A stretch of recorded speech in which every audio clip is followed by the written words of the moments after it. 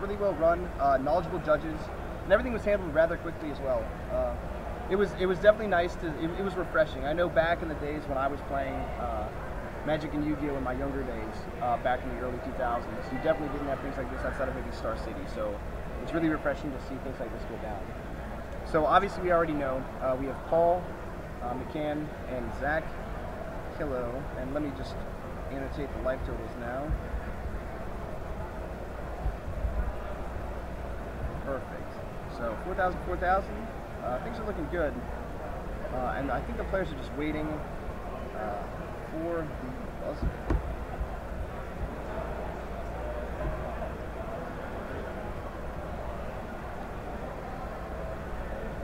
Yeah, unfortunately, Taco Boy, I wasn't here for the first two events, so I'm hoping that I can do you guys justice and rock and roll with you guys for these top 8 proceedings.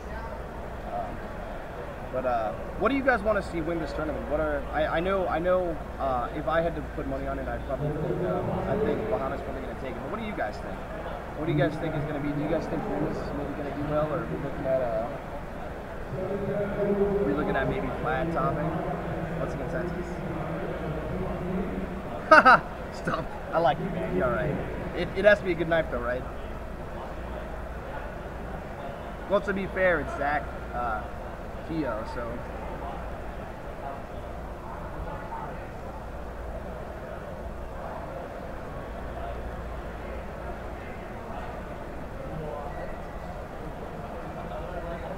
I think it's, I mean, I guess maybe they don't know what each other is playing, but everybody else does.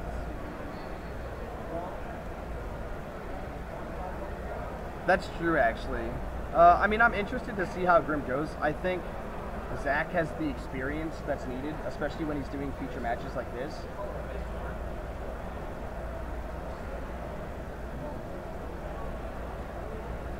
Oh, and we have 81 on stream. So this is actually top 8 for those of you tuning in right now. Hell yes, Stump. That's what I'm talking about. I mean, it's interesting you say that, because I mean, I think Vlad does run.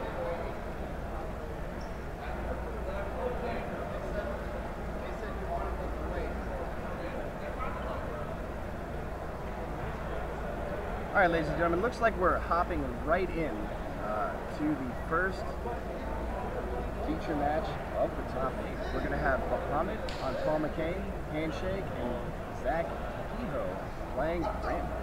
So let's see if this counter meta decking has what it takes to take out the feisty Paul McCain Bahamut.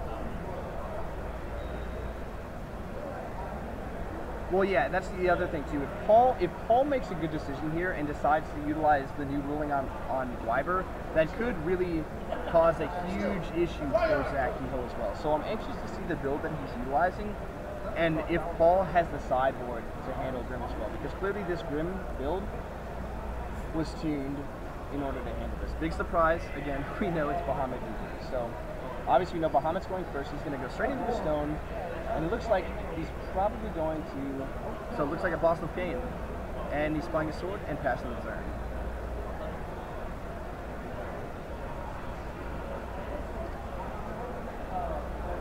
Alright, so an early Thunder. Looks like Zach's just going for the survival here. Still 4-4.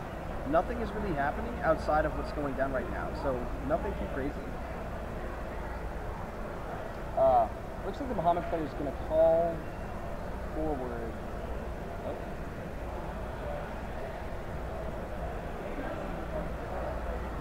Deciding whether or not to go aggressive right now. He's going to call another stone. Again, it's a mono red stone as well. Again, not a big surprise. And then he's going to take out that Apostle. Double Guinevere. So the Bahamut player is actually opting to go very, very passive. He's going to utilize his early advantage to gain that board state. So I'm anxious to see what he's afraid of. I know he sees that redstone, so he's probably afraid of a crime and punishment on Zach's end, but there's definitely a lot going into this.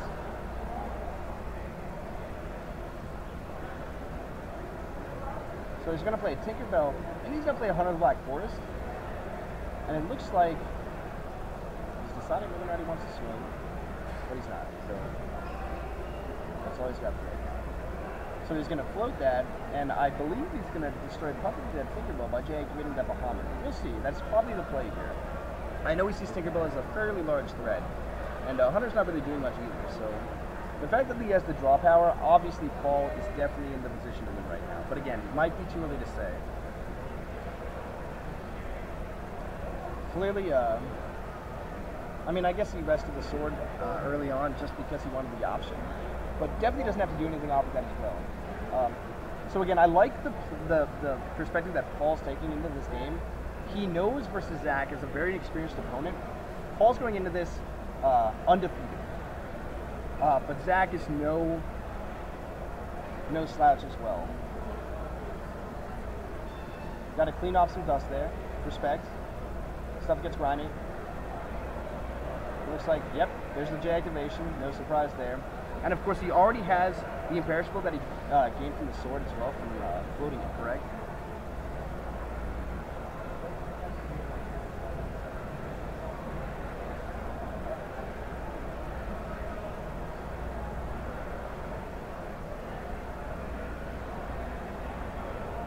Let me just make sure they're annotating the life total right now. I'll be right back.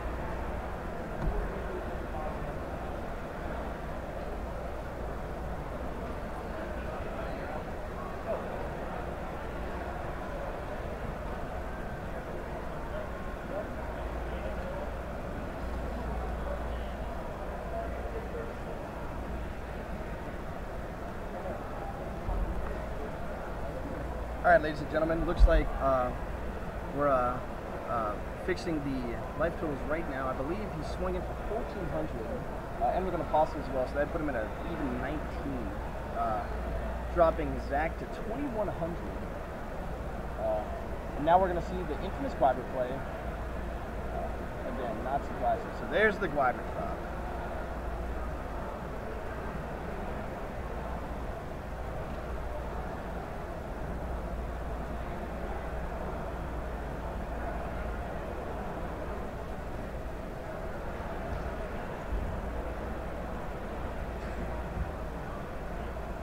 So Zach's going to be at 21 to Paul's 4,000. And honestly, now that Zach has established that board state and he's not super... I mean, Bahamut's going to swing in, but he can't afford to deal with that Gwyber. So now he's swinging in. Yep, and then he's going to give an extra 200. He's going to crash with the Gwyber. Definitely the play here. He's going to pump up his Bahamut as well and give it imperishable by sacrificing his Apostle of Pain. And look how he's keeping... And this is what I'm talking about, guys. We're looking at Paul maintaining his board state. He's still 4,000 to 2,100. Even though Zach was on the draw, it looks like Paul's still doing fine with 2 cards in his hand, and he still has access to Bahamut while retaining that swiftness as well. So he's still got his Regalia and a second way to dig. So 1 card in hand, 2 Guinevere's as well. So again, not a terrible position for Paul.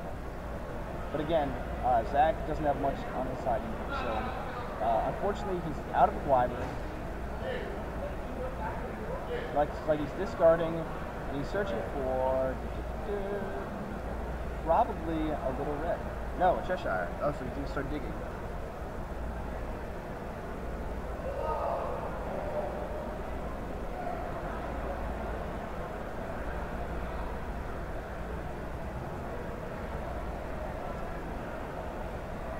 Am I fixing the meat rack? Yeah. So it looks like he's gonna whip out a booty cat, my man.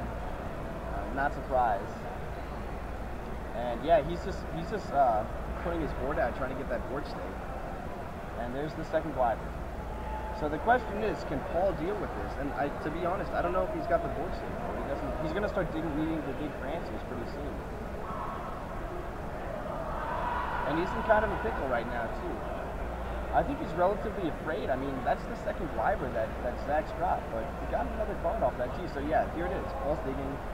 It's still 4,000 to 2,100, but again, life is just a resource.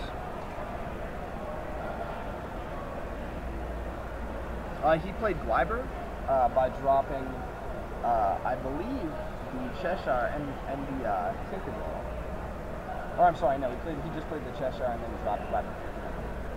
Because he has the stones to do that as well.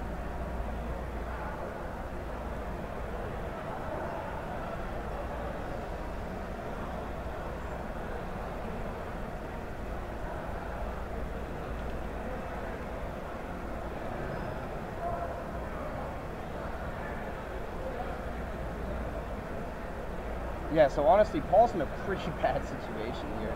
And he needs that Resonator in order to keep the Bahamut in play. And to say not necessarily that Bahamut is physically in play right now, but if he loses that Resonator, he has no way to get it back out.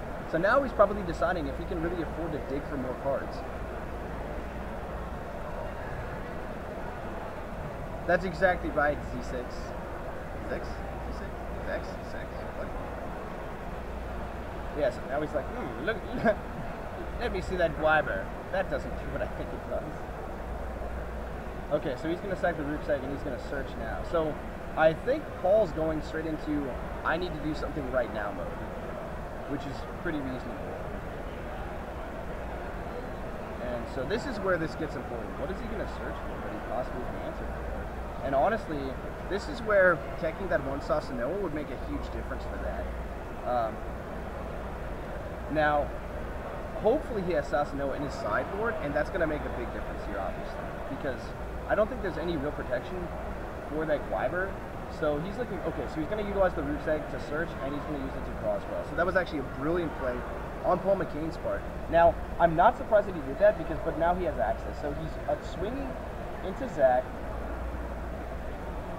and Zach's going to take it. So actually, Zach's going to drop from 2,100 down to 900 damage.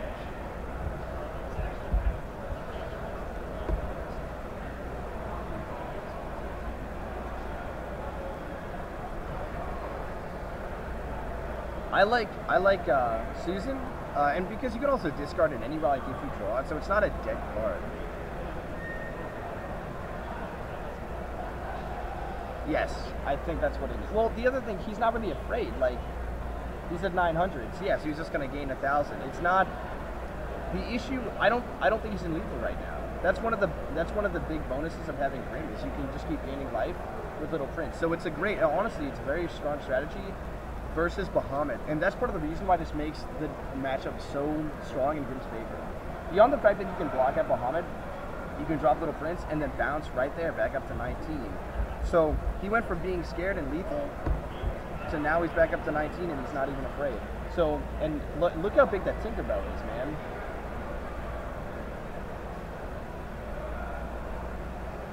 So now he's going to block with the Roost Egg. Looks like he was swinging into Bahamut, which makes sense. Because he needs to kill that. So, and the tank is, looks like it's 8-8, so I think he was trying to crash into Bahamut multiple times. He needs to get rid of it anyway. And he said it's fine, no cutsies.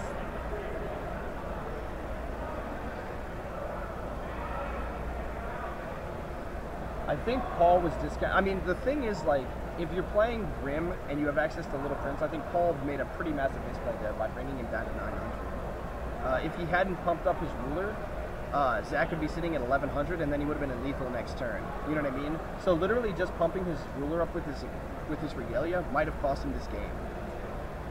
And that's the big issue right now. Literally just doing that one, resting his Regalia might have cost him the game.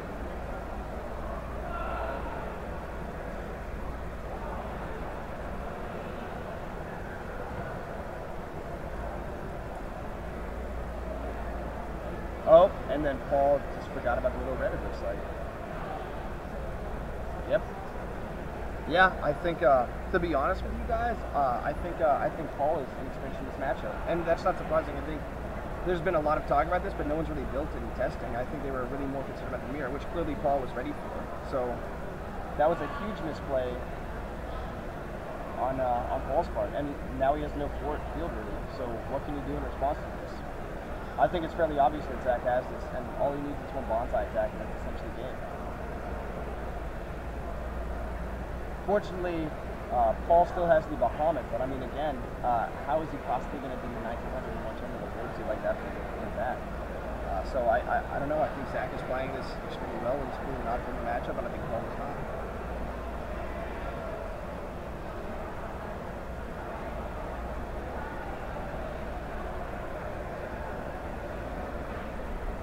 Yep, that probably would have been game. Well, not game, but he would have been at 1100, and that's a lot different than, 19, because that still puts him in lethal if he can swing through with Bahamut. So that was a pretty crucial error on Paul's part.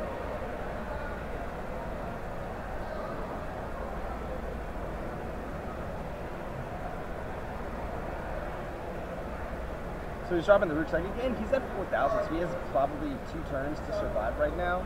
And again, Bonsai is threatening, but just digging for cards. And this is the real strength of Grim here, guys, is the ability to search for anything is nuts. And of course, access to Cheshire that you can't just ping is also very strong. To be honest, with the stream right now, I heard about Grim. I saw it played a little bit, but after watching it this closely on stream, it looks like it could be a strong contender for at least winning this match, if not the event. I don't think Zach lost to a single. I don't think he lost to a single Grim player. If he did, I'm sorry, a Bahamut player. If he did, he lost 2-1. So I'm very impressed with the way this is running. Zach is clearly digging for Bonsai though. So we need to do something.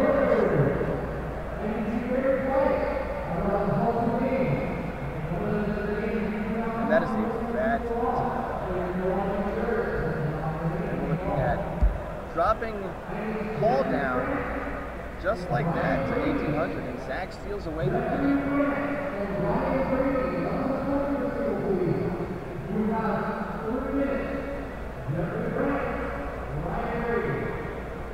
And again, even though he had that rucksack to block with, there's not much he can do right now. I think he's pretty afraid. He's probably going to have to search for a rucksack, play it, and then maybe swing face, but again, he can't even do that because he has the Cheshire blockers.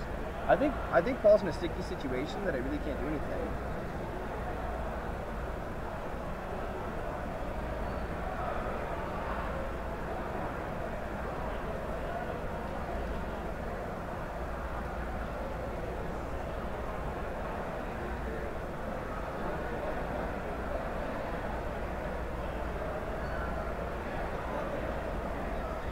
The most interesting part about all this too is Paul was on the play. Now, I don't know if he's afraid of Grim having access to Crown and Punishment, but clearly Zach hasn't played it, and I feel like he would have early. You know what I mean? So, if that's the case going into game 2, he probably should play around that. Now, Paul was on the play, and to be honest, if he had gone extremely aggressive, he might have won this game. And again, that huge misplay by resting his regalia to do an extra 200 and put him below 900 to gain 1,000 to go to 19 was a huge problem. So, yes, that's exactly right. I think Paul is suffering from a lack of playtesting here before this was like action. Now, I'm really anxious to see what he has in mind, because to be honest, I don't know if he has any outs. Does he have a split heaven and earthiness deck maybe? But that wouldn't even do. The only thing he can do right now is swing with Bahamut. That's all he can do. But again, the problem right now is that Zach is at 1,900. So before, and that's what I'm saying, if you put Zach at 1,100 instead of resting his regalia to go do that 1,200 damage instead of 1,000, Zach would be at 1,100, and then he could literally summon anything, or a Rukeg or whatever he wants. Swing with Bahamut, rest his regalia, and swing for 12 and win, because he'd be at 11. But unfortunately, that didn't happen. So Paul tossed his game straight up, but he could have won. And that's how top 8 goes, guys.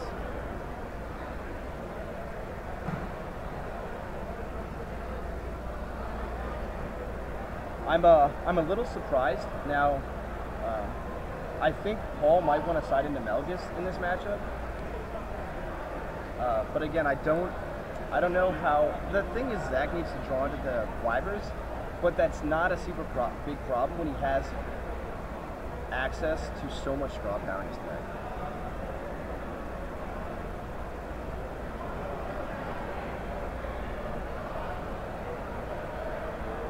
And it's interesting if you look at both players right now. Zach is just like, why are we wasting time on this game? And Paul is just like, I don't know what to do right now, but I'm gonna hold out. You know what I mean? Like, it doesn't. He's literally looking at his 2 stones when Zach has 5, and there's nothing he can do. You know what I mean? It's winning. Yep, and there it is. That's game. He knows it. So it's always rough when you have to scoop a game. But unfortunately, you got to do what you got to do. Now, I was saying before, normally I'm really excited to see the sideboarding, but what I'm really excited to see is how Paul handles knowing how to play against Zach now. So Zach's going to take game 1, and we're going to go into the sideboard.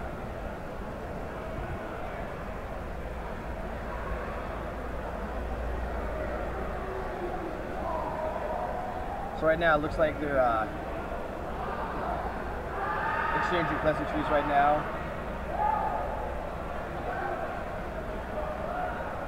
I like both these guys. Interestingly enough, Paul McCain was my first round loss in this tournament. But I mean, to be honest, he's actually a great player. And so is Zach, obviously. Anybody that top 8s in the like this is extremely talented.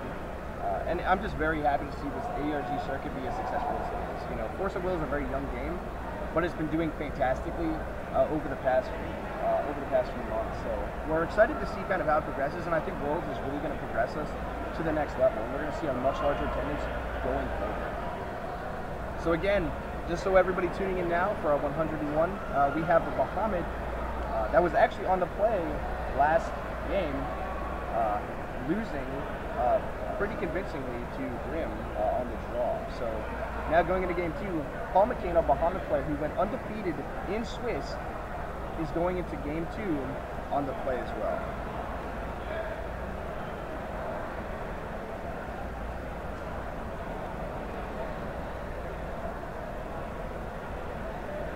I don't understand. Okay, so I don't know what the list looks like, but I'd be surprised if Zach, if I was doing that build, I would definitely run 4 Wyvers, because Wyvers are really fun. You know what I mean? It's so strong in this meta. Like, I don't feel like it's a dead card. I don't think I've ever had a situation in any of the decks that I've been utilizing Wyvern in my testing where I felt like I didn't want Wyvern. It was, you know, unless I had like 3 in my opening hand, then you're just gonna mow 1 or 2. But that's a non-issue. And especially with the amount of things that he's playing at 1 cost, he's not really going to have that issue where he's going to get flooded and he's not going to be able to play Wyvern. And if anything, because he can search out for things, he can always play a Cheshire and other things as well. So he's always going to have the ability, generally, to play Wyvern because he's never mana stuff because he is playing with Grim. So I definitely think Zach made the meta call here.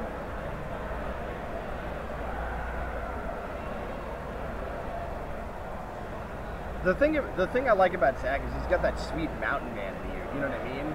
Like, you look like Paul looks like he hasn't shaved in a couple of days, and he's just like, man, I've been playtesting. God, I hate regalia. You know what I mean? And then you have Zach, who's like, I don't know, he looks like he wants pancakes, man. You know what I mean?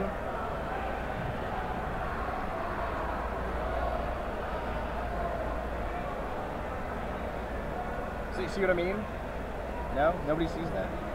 Thanks, stream. Yeah, for sure. I think Susan or Susano is definitely the way to go here. Now the question is, did Paul sideboard it? And honestly, that's a big problem. I mean, if he did, that solves a lot of problems. But if he didn't, he's gonna have a bad time.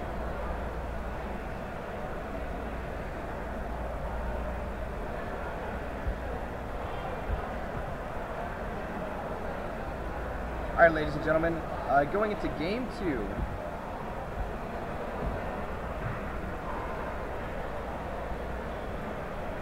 Looks like Zach is going to maintain the same ruler. I don't think any of us are surprised.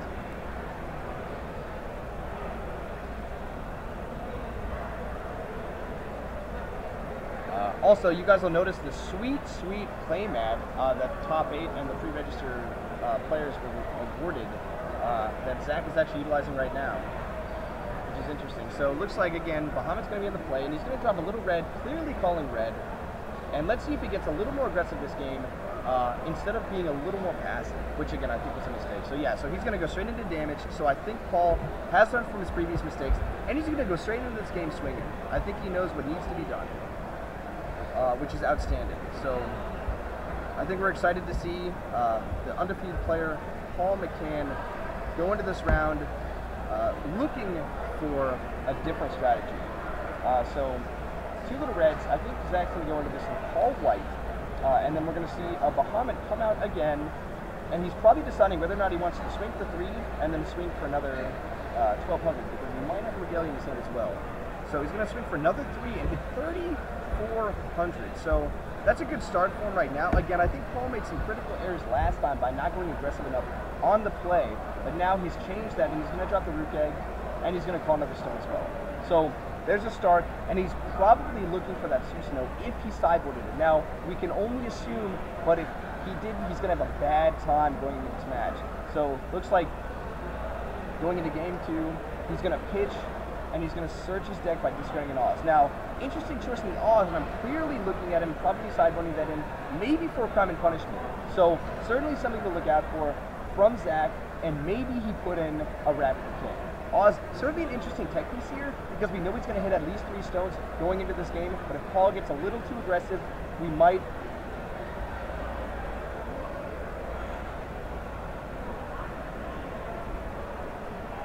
So, Zach playing the only game he can right now. Looks like he probably is... Oh, there it is. So, I guess he called red on that little red. Again, irony, whatever. So, that's interesting.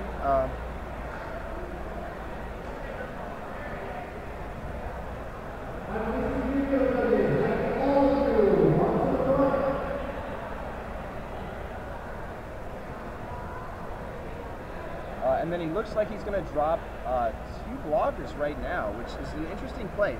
He clearly must have more tricks in his hand.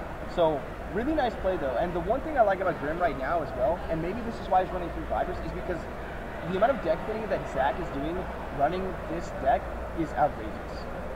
Between the little reds and the ability to search with Oz and the Cheshires, he's really getting the pieces he needs.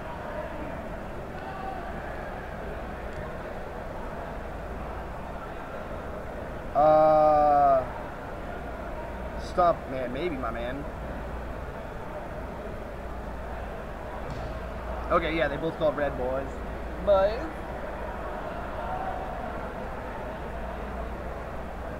So, again, we're not surprised that Paul's the advantage right here. Again, it's Bahamut on the play.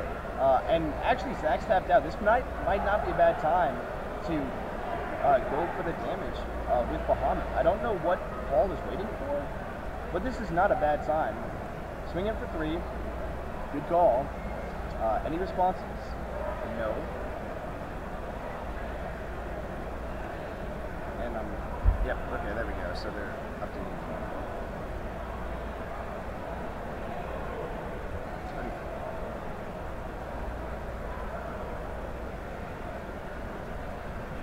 Oh, he's looking for his regalia. So this is really interesting, and look at the timing here. It looks like Paul's actually going to search with his root deck first, and that's important here because he's probably looking for his regalia. So that's why he's swinging first, then searching, because he really, really, really needs that regalia to go off. And I think Paul will probably win if he can get that regalia. The fact that Zach is so greatly on the defensive here, unless he has another little red in his hand, I think he's probably in a pretty safe place. So I'm anxious to see how Zach comes back from this and how Paul presses his lead. So now he just reminded Zach that he's actually going to move his top 2 cards, discarding 1 from one of his effects. Now, this is really interesting because I think if he gets the regalia, Zach is going to be in a bit of a pickle because we're looking at dropping him down to 22, and then he can even bring him down to 1,000, and then really he's going to have a difficult time for that little prince. Paul's going to look at his phone. His phone probably count as fine. And I don't see a game.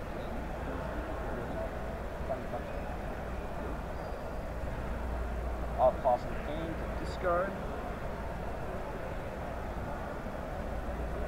Hell yeah. So I guess from the stream, one of our viewers, Stump, wants us to let you guys know that top deck cards and games in Bethel Park, PA will be holding a Force of Will ARG Circuit Series event on September 20th. So we're actually, first time I've actually heard about it, but I'm excited to see how that goes.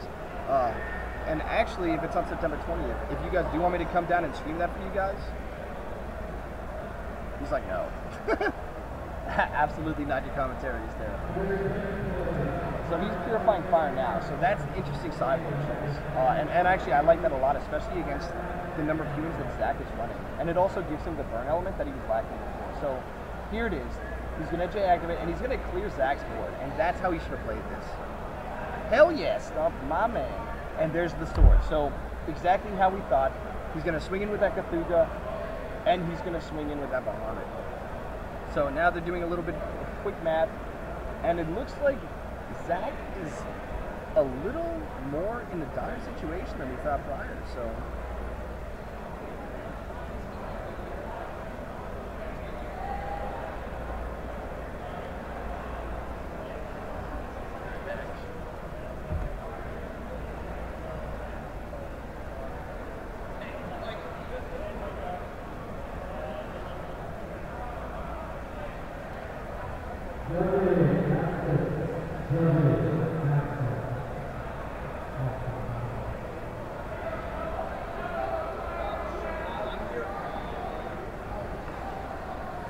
And we're back. Looks like he's dropped to 1900 health. What did I miss, stream? Anything important?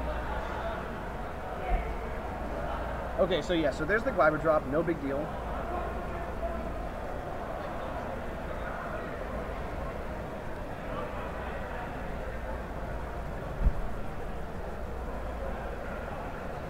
So again, 19 to 4,000. And again, that's what I was saying before. If Paul had been a little more aggressive game 1, he'd probably be going into game 2, maybe with a loss, maybe with a win, but going into game 3, he would have been in very good shape. So I think Paul misplayed game 1, and honestly, it could have cost him the round. And he actually could have won game 1 as well if he hadn't rested his regalia. So, but Paul looking like a very strong contender right now.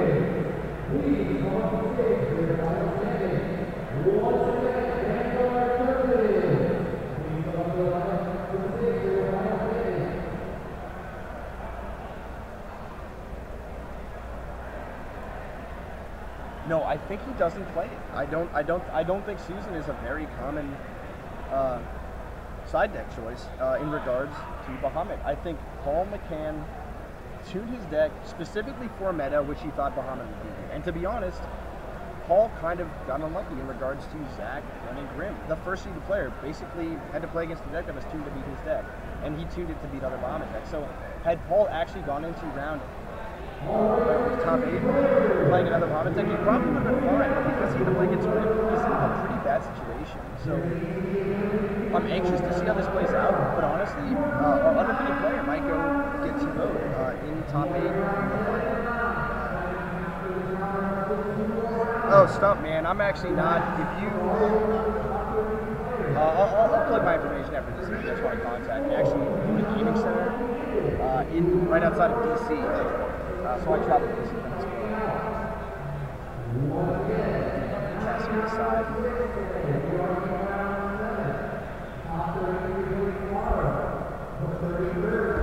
So it looks like our heroes here, it's 1,214 or 4,000.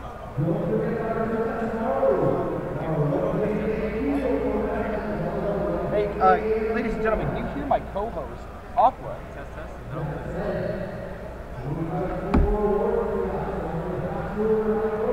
Hey guys, Aqua here. So we have what top 8 going on right now? We have.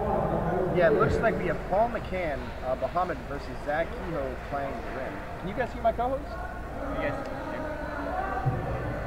Yes.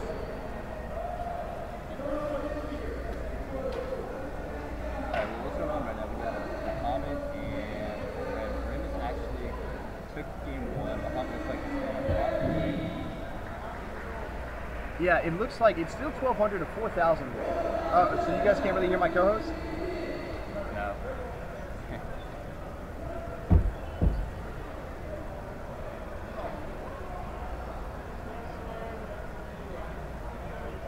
Hey guys, can you hear me? Can you guys hear my co-host now? Test. Oh, but you can hear him. Okay. Hell yeah. Alright guys, I'm in top 4 right now actually. I just won against Chad.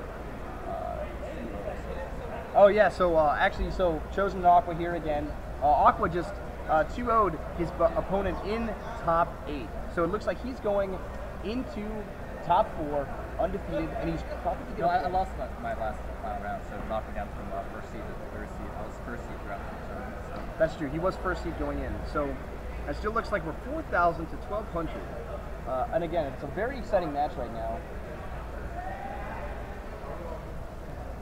Almaris is putting in the work. Almaris is putting in work, and I think that's one of the best encouragements that you can have for any white deck in this format right now. The fact that you can get that mana and utilize white so quickly with Almaris is really pushing Grim forward and giving him the ability to compete with Bahamut. Honestly, like the Almaris is really strong encouragement because what does Bahamut do? It has flying. Like Almaris will provide the, I guess, the counter to Bahamut to knock him out as he swings in. It also gives all of the ability for all of your Resonators to block. So he's going to mitigate that damage, even though he's only at 1,200. I don't really think he's afraid of Bahamut. Now that being said, Paul could pull out a Shay or a Split Heaven and Earth from his deck. That is very true, actually. But that would only pull out 900 damage. It does not look like it would be enough So he would have to have like a Thunder in hand also to close out this game. Yeah, Paul could top deck from this Guinevere a Thunder and a Shay, and that would win the game. That would close it out. Now, he's at 4,000, but again, Paul has to be very careful that he's able to cause lethal to Grim. Otherwise, he's going to Little Prince up 1,000 health.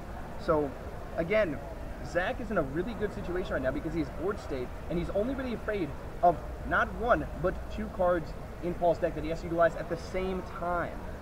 So, well, this can get worse. I mean, Bonsai attack is just grossing. I mean, with all the cards. Oh, you have 2 cards here? That's exactly right. And the ability to give any of his Resonators flying, there is nothing that Paul McCann can do to Zach.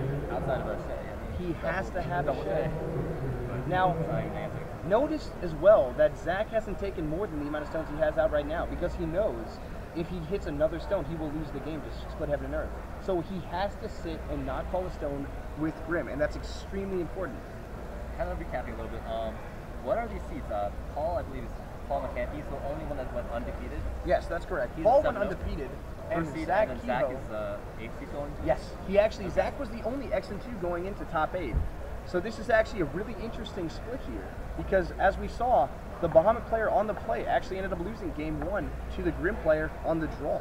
Yeah, So props to Zach for actually piloting Grim though. Like this is a big obstacle to overcome today. Like that's a lot of Bahamut players he's playing against. And winning game 1 on the play, on the draw, right? I'm actually extremely impressed. Every time we spoke with Zach today, he was a very knowledgeable player, and I think he's top 8 in every single ARG that he's gone to, that he's attended. So he's a hell of a player. Standout player. Yes, that's correct. Now, Grinning, I do agree with you. I think Paul misplayed a fair amount, especially game 1. We already know he lost the game and he could have won due to the Regalia resting. But on top of that as well, he wasn't aggressive enough in game 1. So Paul, due to his inexperience in this matchup, did lose game 1. It's also possible that that's me. Yeah, he thundered and activated. Thunder is Oh. purifying. Yeah, that's And there we that's go, the and game that's- also. I mean, you got Shay or Thunder for purifying. And that's exactly what we were talking about. It looks like Thunder and Purifying Fire sealed the deal. So it looks like that's game 3 between Zach and Paul. Now, I don't know about you guys, but I'm excited to see the second itineration That was game of 2, wasn't it? Yeah, that was game 2. Okay, so we're going to game 3 right now. We're going to game 3, boys and girls. Yeah, this time Grim's on the play. So let's see how and those Grim's on the vibes- play. Okay, so if you guys didn't catch the last little tidbit, we were a little bit distracted there, guys. We saw basically Paul close out the game with a Purifying Flame in addition to Thunder. He had exactly 3-man tapping Bahamut for that last one. Thunder, Purifying Flame. That's it. And there's Well nothing Zach could do. And that's the one problem is that in a match like this where you're top decking, I honestly think Bahamut has a huge edge because there's nothing you can do when you're in that lethal range. If you do not have a counter, which this deck does not play, you do not have a response unless you're playing Glinda. So if I was Zach, I might have dropped and played a Glinda instead of what he did the last turn because he could have. Well, that's assume. Oh, you're actually right. If he You hits, guys know how the ones in the fiddly dials work? I'll ask him later. so if he pitched the last resonator with Grim, he could have switched out for Glinda. Glinda would place not board pressure, but it would secure him fatal range. Exactly And right. maybe he could have, I don't know, done something the following turn. It would have, but yeah, I don't know. I can't say one way or the other, but that was definitely. It would have saved in one turn 100%. And Yeah. we can say that for certain. Yeah, that's definitely And honestly, if he plays more than one Glinda, he could have searched for another one. So he probably had at least 2 turns, and that could have been game right there. So we've seen misplays from Paul and Zach. Again, look at Zach's face right now. He knows he could have searched for that Glinda, but that is okay because going into the play on game 3 against Bahamut, There's a lot on the line. It's top 8. I got 108 players coming out to an ARG. That's a pretty big deal. Like, with a that's 1,500 prize pool. I think it's 1,600. I heard. Oh, it's 1,600 I'm now. not sure off the top of my head, but yeah, that's what I've been You doing. should find out, winner. I'm not a winner, dude. I'm still in contention. Let's just say. Now, interestingly enough, the stream was talking quite a bit about how Susanoo would have been a fantastic sideboarding option against Zach because Zach would have had the Guivers out and Susanoo would have been recalled. So maybe even That's true. sideboarding I mean, in but Kane, that's assuming if I'm going first with Bahamut, you're going to go aggressive. I'm gonna go aggressive first 2 turns, like if I can, to try to nail as much damage as I can, and then finish, like close out the game. I'm not sure. I haven't honestly played the Grim matchup enough to say that's how you do it. but I can't see like too many counters coming out of Grim to prevent the 2400 damage coming out, or probably more. Now, the one thing I'll say is the biggest misplay that Paul did was he took Zach, he rested his Regalia. He rested his Regalia and took Zach from 1100 to 900. And because he hit 900, he searched his deck for Little Prince and gained 1,000. Okay, so I mean, it's kind of really, like the Grim Bahamut effect, players where need to make if sure that if they you're, play against Grim, they don't take the Grim player below 1,000. Yeah, that's true. That's kind of like the Grim play, where like you fall under certain life points, and then all of a sudden like they start swooping in for cover. Exactly right. I mean. All right, ladies and gentlemen, looks like we're into game 3 here. Still, Zach is on the play against Paul McCann. Really excited to see how this goes. Again, undefeated Paul McCann versus the X and 2 that barely squeaked in to top 8. Now, Zach is no novice when it comes to top 8 play and being on a feature match. And he's one of the pioneers of this Grim deck. Maybe not the inventor, but I definitely know he's tuned it to make top 8 in this event. We have another player joining us. You're fine. Okay, cool. Well, I mean, I'm top 4 right now. So. You're in top 4. Well, I'm not sure if we're finished yet. Yeah, I mean, just let me know. I'll hop over. So again, interesting that Paul is sticking with Bahamut. I think that's a very aggressive play here, but I definitely don't see that being a bad decision.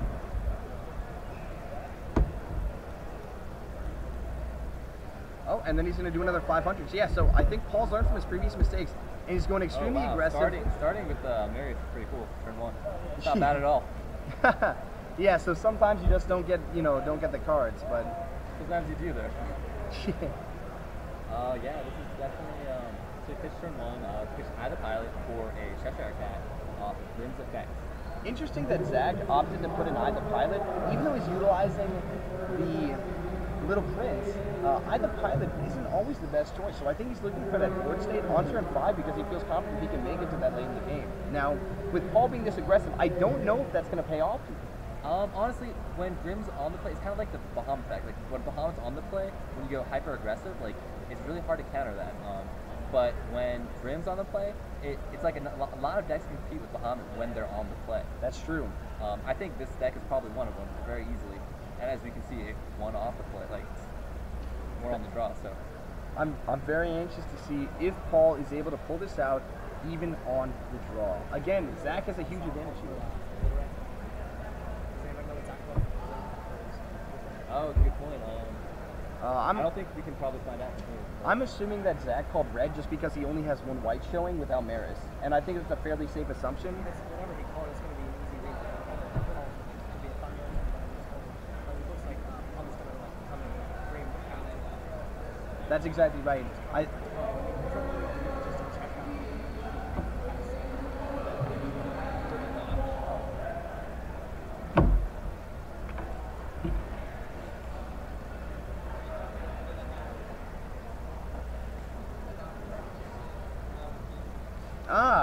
That's an outstanding point. So you can in fact play Eye the Pilot, and then actually you can rest any blocker, and that allows you to swing into Bahamut with Eye the Pilot. So that's a fantastic point. That is actually an incredibly strong play. So it looks like we're gonna bring Zach all the way down to 1800 already. So it looks like the Bahamut players really taking the reins, even though they're on the draw, and having that extra card is going to be extremely beneficial here.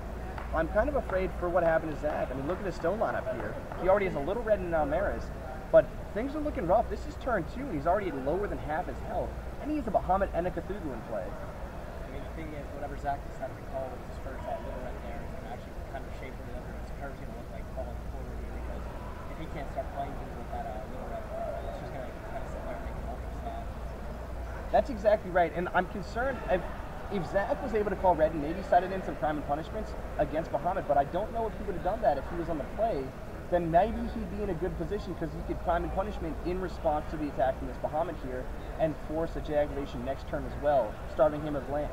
I mean, is there anybody can actually come up with the next turn and actually play it? Because what kind of Grim deck really plays here that really kind of shape this game? Because he has to get over with Bahamut, which is a 12 tap, and then also 5 5. So. That's exactly right. Now, right now, is there a judge? I'm kind of convinced if Paul got like the dream team over there at the doubles, he's just sitting behind this Cheshire cat. It looks like it's doing too much. Big booty ain't blocking anything over here, so It does look like Paul might have drawn the nuts, ladies and gentlemen. So, unfortunately, and that's one of the problems with Regalia-based decks, especially Bahamut or Baja Blast, is you're looking at the ability to close the game out on your second turn. Because Zach is holding the prime in his hand, so he actually did call it red, so he was able to play it. So he actually called it red now. He's going to prime Cthulhu. Interesting that he decided to do that and destroy the Cthulhu instead of the Bahamut, because I'm assuming he has the Gwyber play in his hand, and that's why he would have CMP'd the Cthulhu to prevent the ability to have a Resonator in play for PJ activate and have the Gwyber instead for the block. I don't know, I think he's because he's taking really low on it now. It's like 8 speed, so he's just keep taking it to the face of the can't play. He's got the lid right there, which is a bit granny. He's now just sitting with the white stick. Well, he's looking for the Gwyber, and I think he's going to drop the Gwyber. That's why you see him. So 12-12. Ladies and gentlemen back home, this is actually top 8. This is round 1 of top 8. This is the top seed, Paul McCann, who went 3-0, or I'm sorry, he didn't lose a single match and went undefeated in Swiss versus Zach Kehoe, who is top 8 at every previous ARG event he's attended and squeaked into top 8, X and 2.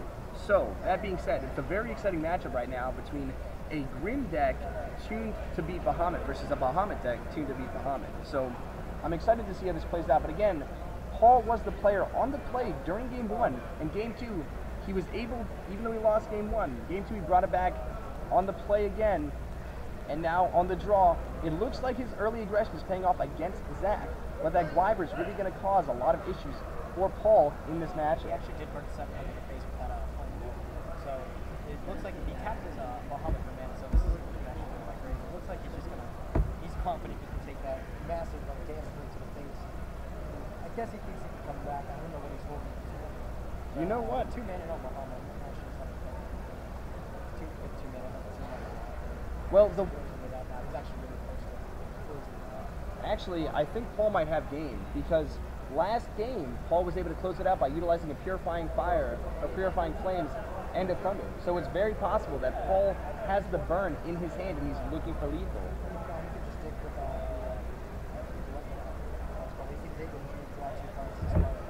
the 1 mana, 1 drop. That's exactly right. Just dig for it at that point. I think he just spend it off a little bit when you get there. You just like go to town and push it off. I don't know. Looks like Zach is throwing everything and the kitchen sink at this guy right now. Okay. So Paul has a 1-turn clock on him right now. And that's game, ladies and gentlemen. Wow. He was holding a Thunder and something else there. A Split Heaven and Earth and a Thunder 4 game, ladies and gentlemen. Yo. That's it. And there it goes. Grim was knocked out by Bahamut, aka Baja Blast, by Paul McCann. That is 2-1 in top 8. Paul McCann is going to be the victor here with a nice showing with Shea and Burn. Zach feels all confident throwing down those 3, the 12-12s, fine, thinking he can do something with it, and then it just gets kind of quick ransacked. That's disgusting. I got to tell you, ladies and gentlemen, you know what Zach could have done in that matchup? He could have put Lumiere